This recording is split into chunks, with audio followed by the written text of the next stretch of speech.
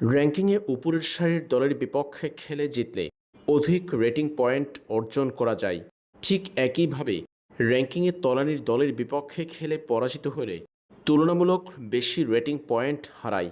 বাংলাদেশ জিম্বাবুয়ের বিপক্ষে test match খেলে এরই মধ্যে ইনিংস ব্যবধানে পরাজিত হয়েছে। জিম্বাবুয়ের মাটিতে টাইগারদের ওডিআই সিরিজটি মহা গুরুত্বপূর্ণ, কারণ জিম্বাবুয়েতেই 2027 সালে অনুষ্ঠিত হবে ওয়ানডে বিশ্বকাপ। আর ওয়ানডে বিশ্বকাপে সরাসরি জায়গা নিশ্চিত করতে হলে আগামী বছর অর্থাৎ 2027 সালের 31 মার্চের মধ্যে র্যাঙ্কিংয়ের শীর্ষ 9 দলের মধ্যে থাকতে হবে বাংলাদেশকে। যেহেতু বিশ্বকাপের এক হোস্ট সাউথ আফ্রিকা আছে র্যাঙ্কিংয়ের শীর্ষ 8 দলের মধ্যে, তাই প্রথম 9 দল খেলবে সরাসরি বিশ্বকাপ। বাংলাদেশের বর্তমান র্যাঙ্কিং অবস্থান 9 নম্বরে, রেটিং 87 রেটিং পয়েন্ট।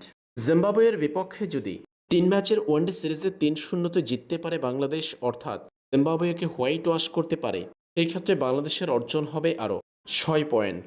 সেই ক্ষেত্রে বাংলাদেশ 93 রেটিং পয়েন্ট নিয়ে উঠে যেতে পারবে আফগানিস্তানের উপরে 7ম স্থানে, যে জায়গাটা বিশ্বকাপে সরাসরি খেলার জন্য বাংলাদেশকে বাড়তি শক্তি যোগাতে পারে। তবে হারলেই বিপদ।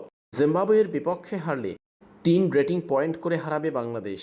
সেই ক্ষেত্রে 2-1 সিরিজ হারলেও বিশাল রেটিংয়ের ক্ষতি হয়ে যাবে টাইগারদের। তাই এই সিরিজেই জিম্বাবুয়েকে হোয়াইট ওয়াশ করে বিশ্বকাপে জায়গা পাকা করতে হবে মেহেদী হাসান মিরাজের দলের।